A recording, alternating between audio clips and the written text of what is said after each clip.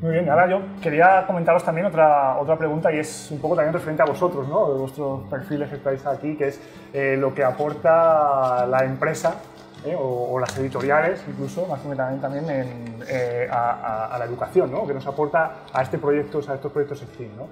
Yo, si queréis, en mi opinión, visto desde ahora me he hecho un poco para atrás, ¿no? en este perfil de docente, creo que ya se está haciendo un gran trabajo, ¿no? Y para mí un trabajo fundamental es incluir profesores en estas funciones, ¿no? Para mí me parece fundamental, o sea, el que ya estas editoriales, que estas empresas trabajen ya con docentes, ¿no? Porque al final el que mejor conoce el aula, el que mejor conoce si un recurso va a funcionar en el aula, si esa tecnología funciona a lo mejor de cara al público funciona muy bien, pero cuando metes en un aula con 25 alumnos no hay por dónde cogerla, ¿no?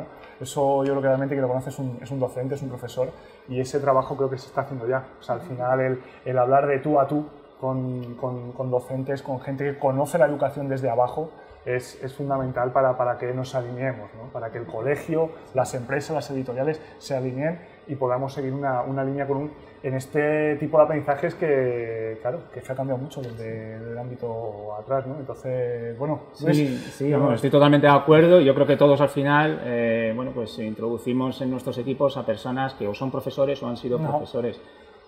Realmente lo hacemos porque a cualquier proyecto de este estilo, a cualquier proyecto educativo basado en tecnología, tenemos que introducirle una pedagogía por detrás. Claro. Tenemos que darle una ruta, una idea de aprendizaje, no simplemente, creo que lo comentabas antes, el mero hecho de saber programar o de saber diseñar en 3D, ¿no?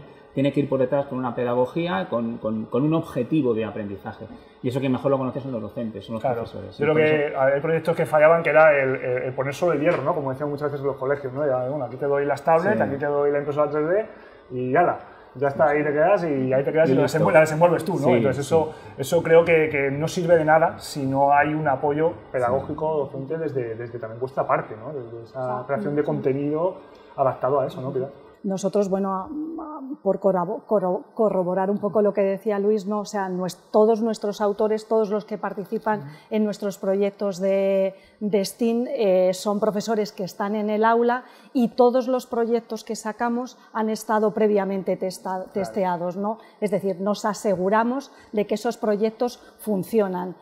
Comentaba antes también con Alberto, ¿no? que estos proyectos son muy motivadores, pero requieren más tiempo por nuestra parte, por parte de las editoriales, porque tienen que estar testeados, como decíamos, tenemos que saber que funcionan al 100%, ¿no? Porque claro, luego los vais a utilizar en la clase y claro, si no funcionan, tú tienes ahí 25 alumnos y ¿qué haces con ellos, no? Entonces yo creo que eso es importante, es decir, que las personas que elaboren los materiales sepan qué tipo de alumnos van a tener ahí, ¿no? Y luego también creo que es muy importante la formación y el apoyo a los profesores, es decir, todos nuestros proyectos de STEAM también vienen acompañados de una formación y de una puesta en marcha de ese proyecto, es decir, si tú lo quieres integrar, como decíamos antes, o solo desde una asignatura, plástica por ejemplo, o lo quieres integrar transversalmente, porque luego lo que hablábamos, a ellos luego les piden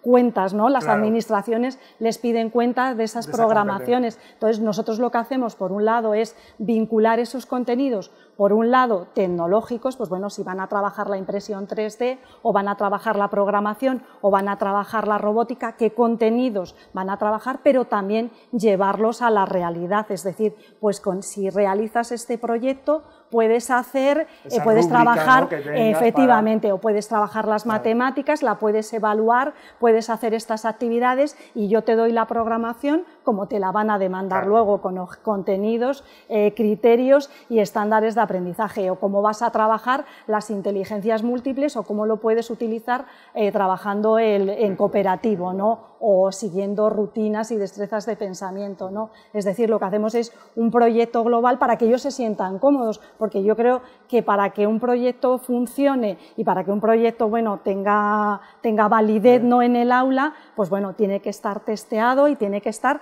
ampliamente desarrollado, ¿no? Entonces, hablaba antes Augusto, es verdad, de lo que da formación de la persona, por ejemplo, claro. Y creo que eso tiene una base pedagógica fundamental, ¿no? Porque también lo que comentábamos antes, ¿no? Los profesores tienen miedo, hay algunos profesores, a ver, en primaria es más difícil porque los profesores no son específicos, en secundaria, bueno, lo englobamos dentro de la asignatura de tecnología también, ¿no? O bueno, los que dan matemáticas también hay muchos ingenieros y tal, y son más expertos, pero a los de primaria quizá les dé un poco de miedo. Incluso en secundaria la asignatura de tecnología la dan arquitectos, la dan biólogos, la dan matemáticos, informáticos, ingenieros de telecomunicaciones, o sea, ahí hay un campo bastante extenso de esto, ¿no? Entonces, bueno, pues lo que hacemos nosotros desde la editorial, lo que hacemos es facilitarles esa implantación. Y luego otra cosa que también me parece muy importante es darles todo el material que necesitan, es decir, si tú vas a hacer un proyecto de impresión 3D, pues bueno, yo te doy todo lo que tú necesitas, la impresora, los filamentos, el proyecto que tú puedes hacer, que puedes desarrollar, ¿no? Y luego también, bueno, que esos proyectos estén adaptados al nivel. No es lo mismo un proyecto para unos pequeños de primaria que un proyecto para unos chicos más grandes de secundaria, ¿no? De hecho, por ejemplo, en secundaria nosotros ya los proyectos de impresión 3D vamos un paso más y los vinculamos ya, o los englobamos, lo hacemos mucho más STEAM o mucho más maker, vinculado con la robótica, la programación, etcétera, ¿no? Todo el tema que queríamos tratar y el tema de los recursos, Augusto, al final también facilitáis, ¿no? Yo creo que la parte de la editorial, la parte de la empresa ya facilita también esos recursos y esa manera de trabajar para poder facilitar, ¿no? Al final, el papel de los agentes educativos como nosotros es actuar como mediadores entre el currículo, las tendencias y el aula. Y en ese triángulo introducimos al profesor. Introducimos al profesor como un elemento clave del desarrollo y con la ayuda del docente lo que hacemos es preparar todo tipo de recursos que faciliten el trabajo del resto de los docentes para poder atender fundamentalmente la singularidad de cada niño. Cada niño es distinto, cada niño requiere una atención diferente, no hay un café para todos que sirva, y eso hay que construirlo desde ese papel de mediadores. Entonces, en ese aspecto, pues nuestro papel está muy centrado en encontrar descubrir tendencias, valorarlas, hacer pilotos. Como decía antes Pilar, hay que comprobar que funcionan y que realmente pueden ser eficaces para llevarlos al aula, ensayarlos con los niños y después extenderlo a todas las aulas. Yo creo que aquí hay un equilibrio que yo desde docente ya lo menciono, que es de verdad que no hay que quitar, yo creo que el poder de creación del profesor. Es decir, a veces marcamos mucho el camino, ¿no? A seguir, porque es verdad que hay perfiles, como decía Pilar, de gente que le da ese miedo, ese rechazo un poco a la tecnología, pero sí darle, o sea, si al final un profesor pierde el poder de creación, pierde su magia, ¿no? Yo creo que el aprendizaje está ahí y el cómo llegue o las pausas que haga hasta llegar hasta allí es la magia que tienes en el aula, ¿no? De poder crear tus propios recursos. Y yo creo que hay que buscar un poco ese equilibrio, ¿no, Esteban? Es decir, yo te lo doy, pero crea también, ten esa facilidad de ese campo abierto, ¿no? Bueno, eso es un poco, los compañeros han definido muy bien lo que es un proyecto editorial. Claro. Lo que es un proyecto editorial, nosotros ayudamos, escuchamos. Eso es. No, somos aceleradores, ¿no? Ayudamos en la transformación, aceleramos la transformación y generamos un proyecto editorial. Entonces, la nueva generación de materiales y de productos y de servicios, y esto lo permite los elementos digitales, son muy abiertos y muy configurables. Es decir, nosotros ofrecemos 1, 2 o 3 caminos, 1, 2 o 3 propuestas, pero se ofrecen de una manera abierta. Es decir, bueno, si estás en un momento del curso donde tienes un cierto agotamiento o están pasando cosas o no tienes el tiempo suficiente, bueno, sigues el camino. Si tienes más tiempo, te apetece más, si eres un profe o una profesora con más empuje, pues puedes hacer más cosas, ¿no? Claro. Es un poco esto. O sea, los materiales son más propuestas de trabajo, como corresponde a los tiempos que estamos viviendo, y menos una secuencia. O sea, aquellos tiempos de una secuencia pues, están un poco en el pasado, para nosotros también. Es decir, sí, que tenían sesiones marcadas. Por una razón fundamental, es que nadie los compraría, nadie los querría. Es decir, sería empeñarse en hacer algo que está fuera de tiempo, ¿no? Claro. Entonces, en ese sentido, las propuestas cambian.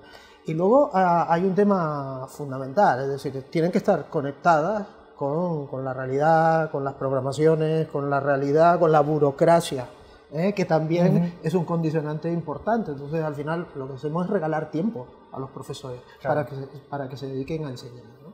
Hay que tener en cuenta también que en este tipo de materiales La adaptación a las edades, o sea, todo está en internet, pero no está todo adaptado a las edades de los niños. Eso es lo primero.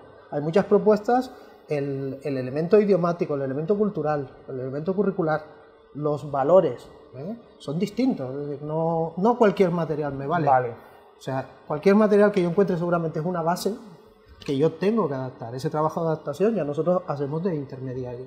Y hay un segundo elemento, cada vez son más complejos los tipos de propuestas de desarrollo. Es decir, tenemos que conseguir ese equilibrio entre dar total libertad a los docentes, integrar todo lo que hay de los docentes, integrar esas comunidades, generar redes, pero también se demandan plataformas digitales, por ejemplo, con un nivel de complejidad tecnológica enorme, y ahí también nosotros podemos ser agregadores, ofrecer esa base tecnológica para que encima una comunidad de profesores y de alumnos construya un nuevo tipo de contenido, un nuevo tipo de propuestas.